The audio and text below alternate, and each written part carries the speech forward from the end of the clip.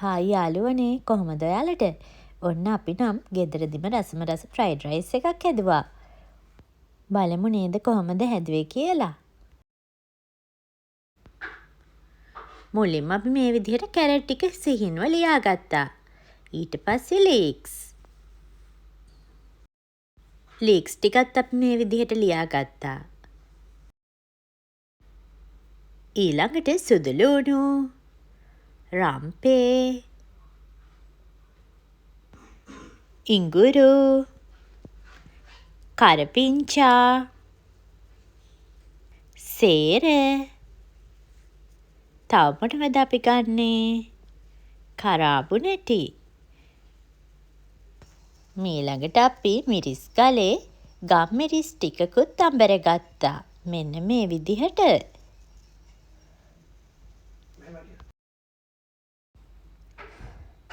දැන් නම් හොඳට ඇඹරිලා. අපි දැන් බිත්තර 4ක් අරගෙන මේ විදිහට ලුණු ගම්මිරිස් දාලා රසට හදා ගන්නවා. හොඳට මික්ස් කරගන්න. මේ විදිහට එනසාල් ඇටි දෙක තුනකුත් දලා ගත්තා. අපි මේ විදිහට ටිකක් ලොකු භාජනයක් ලිපේ තියාගෙන තෙල් ටිකක් එකතු කරගත්තා. තෙල් ටිකක් රත් වෙනකන් තියලා ඊළඟට අපි මේ විදිහට සුදු ලුණු ටිකයි ඉඟුරු ටිකයි තාච්චියට දාගත්තා. ඊළඟට අපි කරපිංච ටිකත් මේ විදිහට එකතු කරගත්තා. ඊළඟට එනසාල් ඇට, සේර එහෙමත් එකතු කරගත්තා. ඊළඟට කරාබු නැටි ටිකයි මේ විදිහට රාම්පෙ ටිකයි එකතු කරගත්තා.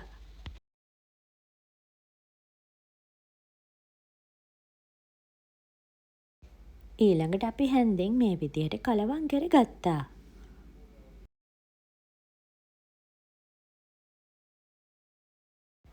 විනාඩි 3කට විතර පස්සේ අපි මේ විදිහට කැරට් ටිකත් එකතු කරගත්තා.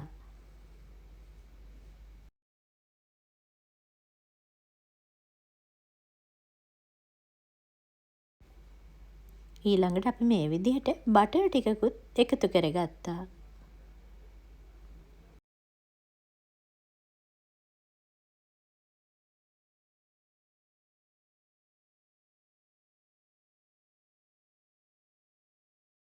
මේ වෙලාවේ තමයි හොඳ සුවඳක් එන්නේ.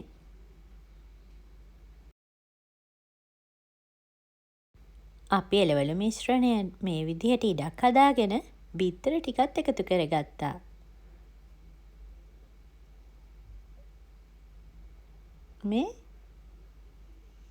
මෙන්න මේ විදිහට.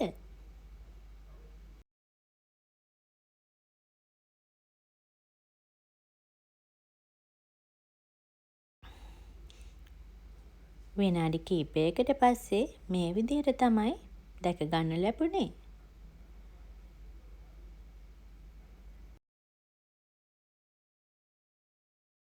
දැන් නම් හොඳ පාටක් වගේම සුවඳකුත් තියෙනවා. ඔන්න දැන් අපි ලීක්ස් ටික එකතු කරගත්තා.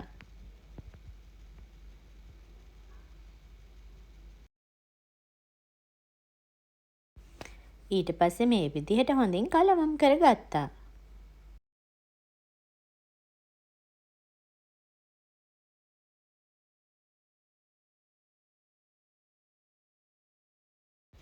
ඔන්න දැන් තමයි අපි ලුණු එකතු කරගත්තේ.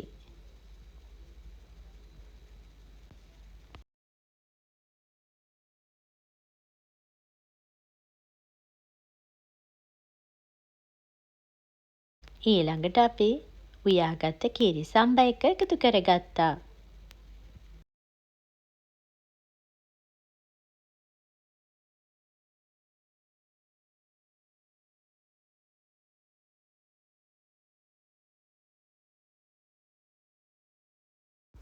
දැන් තමයි අමාරුම වැඩේ තියෙන්නේ. මේ විදිහට හොඳින් මිශ්‍ර කරගන්න එක.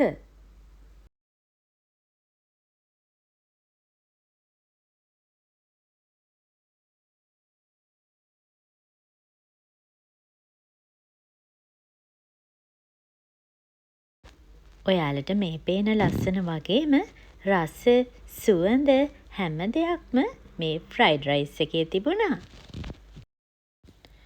ඔයාලත් මේ විදිහට ගෙදරදිම පිරිසිදුවට රසට ෆ්‍රයිඩ් රයිස් එකක් හදාගෙන රස බලන්න.